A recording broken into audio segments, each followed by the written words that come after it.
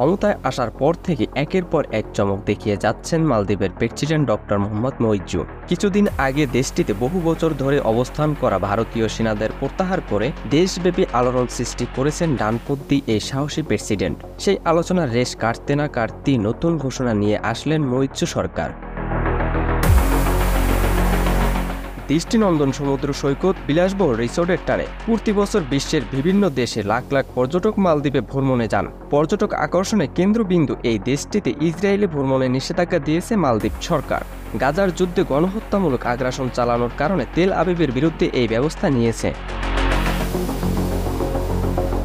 প্রেসিডেন্টের বরাত দিয়ে তার মুখপাত্র এক বিবৃতিতে বলেন, দেশটির সরকার ইসরায়েলি পাসপোর্টের বিরুদ্ধে নিষেধাজ্ঞা আরোপের অঙ্গীকার করেছে, তবে কবে থেকে এই নিষেধাজ্ঞা কার্যকর হবে তা জানানো হয়নি।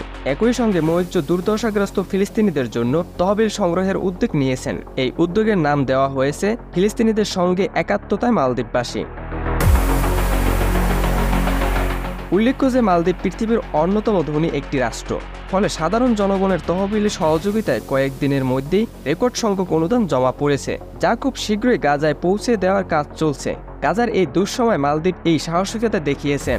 অন্যদিকে আরব দেশগুলো, যেখানে ভারত ও ইসরায়েলের মতো দেশগুলোর সাথে সম্পর্ক টিকিয়ে রাখতে প্রাণপণ চেষ্টা করে যাচ্ছে, এমন সময় ভারতীয় সৈন্য প্রত্যাহার ও ইসরায়েলিদের ভ্রমণে নিষেধাজ্ঞা দিয়ে প্রশংসা কুড়িয়েছেন মুইজ্জু। এই সাহসিকতার ফলে সামাজিক মাধ্যম সহ বিভিন্ন গণমাধ্যমে মুসলিম দেশগুলো তাকে ধন্যবাদ জানান। বলা বাহুল্য যে 2021, 22 ও 23 সালে বিশ্বের সবচেয়ে বেশি সংখ্যক মানুষ ভ্রমণ করেছেন।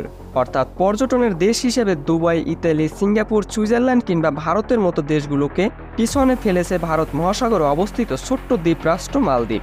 দেশটিতে আসা পর্যটকদের মধ্যে রেকর্ড সংখ্যক পর্যটক ইসরায়েলি। এছাড়া মালদ্বীপের পাশাপাশি Algeria, Bangladesh, Brunei, Iran, Iraq, Kuwait, Lebanon, Libya, Pakistan, Saudi Arab, Syria ও ইয়েমেনও ইসরায়েলি পাসপোর্টধারীদের বিরুদ্ধে নিষেধাজ্ঞা চালু আছে।